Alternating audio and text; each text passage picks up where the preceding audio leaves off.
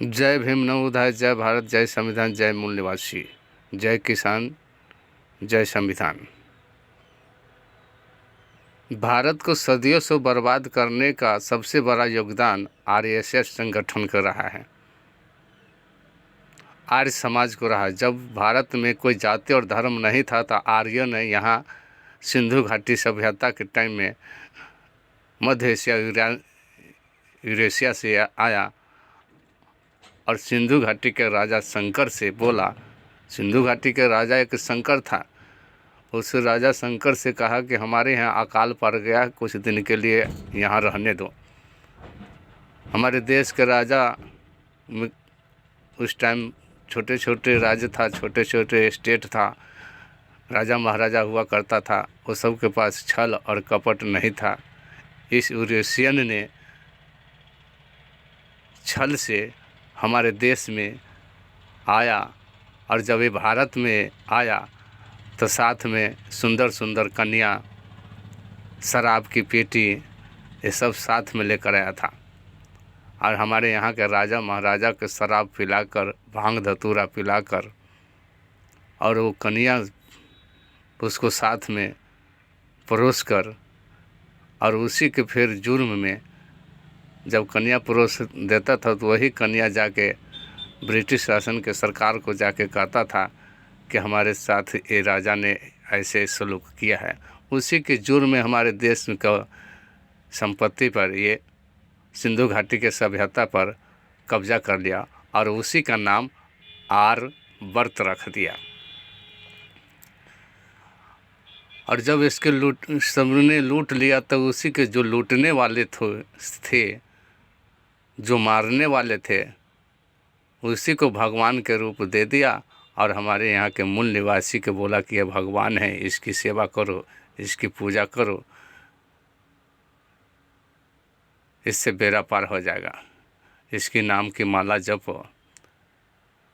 नहीं तो हमारे समाज फोटो की पूजा नहीं करता था। हमारे देश में फोटो की पूजा नहीं होता था। खेत खलिहान, हल बैल, नदी पोखरा, पेड़ पौधा, इसकी पूजा होता था। हम मनवादियों ने हमारे देश को पूजा पाठ में डुबाकर बर्बाद कर दिया। इससे भी नहीं हुआ तो हमारे देश में 4 वर्ण की व्यवस्था लागू कर बना दिया, ब्राह्मण, वैश्य, क्षत्रिय, शूद्र। इससे भी नहीं पूरा हुआ तो 6743 जाति बांट दिया। इससे भी इसका मन खुश नहीं हुआ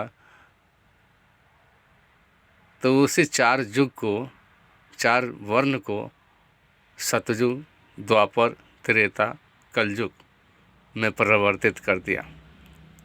ब्राह्मण कहता है कि मैं ही सतयुग हूँ, मैं ही द्वापर हूँ, मैं ही त्रेता हूँ, मैं ही कलयुग हूँ।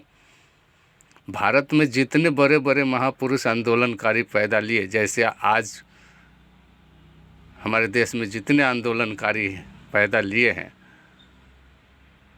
उसी तरह उस टाइम में गुरु रविदास, गुरु नानक, तथागत बुद्ध, गुरु अर्जुन देव, अंगद देव, रामदास, ये सारे वैचारिक आंदोलनकारी थे। और सब आंदोलनकारी को ब्राह्मणों ने अपनी बुद्धि से उसको भक्ति के रूप में परिवर्तित कर दिया। लेकिन एक शख्स ऐसे पैदा हुआ जो उसको आज तक ले ये ब्राह्मण उसके पार नहीं पाया, और doctor B.R. Ambedkar, symbol of knowledge, जिसका आज तक ले ये पीछा कर रहा है। भारत के अंदर में बहुत मूर्ति है, बहुत देवी देवता की मूर्ति है, लेकिन उस मूर्ति पर अटैक मनोवादी क्यों नहीं करता? बाबा साहब की मूर्ति पर क्यों अटैक करता है? क्योंकि मनोवादी को पता है कि आज भी भीमराव अम्बेडकर जिंदा है। हमारे SC ST OBC माइनॉरिटी मूल निवासी जो है, वो भगवान के चक्कर में फंस कर, धर्म और जाति के चक्कर में फंस कर अपना हक, अधिकार, शिक्षा, उपचार, रोजगार, खेत खलिहान सबको बर्बाद कर दिया। और मनवादी यही चाहता है कि भारत में जितने जाति हैं उतने, भारत में 6743 जाति है। पॉलिटिक्स में सरकार यही चाहता है कि जितने जाति है उससे ज़्यादा से ज़्यादा पार्टी बन जाए पॉलिटिशियन, और इसी का फ़ायदा मनवादी उठा रहा है। अब ये देखा, ये सब समाज इकट्ठा हो रहा है तो हर जल्दी जल्दी में ये ईवीएम ले आया, और ईवीएम के सहारे ये हमारे ऊपर अटैक कर रहा है।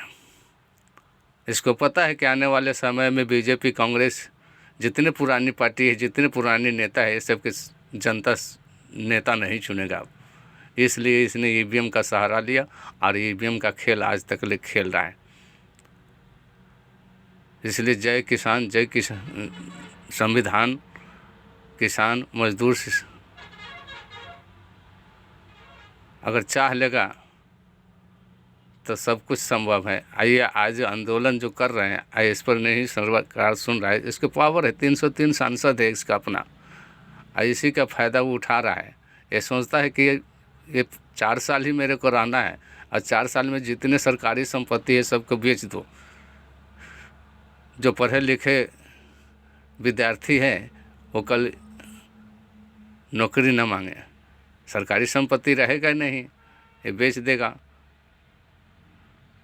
बेरोज़गार हो जाएंगे, लाचार हो जाएंगे। ज़्यादा से ज़्यादा ये कहेगा कि इसके खाते में 2000 रुपये डाल दो, 4000 रुपये डाल दो, इसी में खुश रहेगा, वोट अपना देते रहेगा। तो इसलिए 2000-4000 के लालच में अपना भविष्य बच्चों के मत गंवाइए। जय भीम, नवोदय, जय भारत, जय संविधान, जय मुन्ना, जय किसान।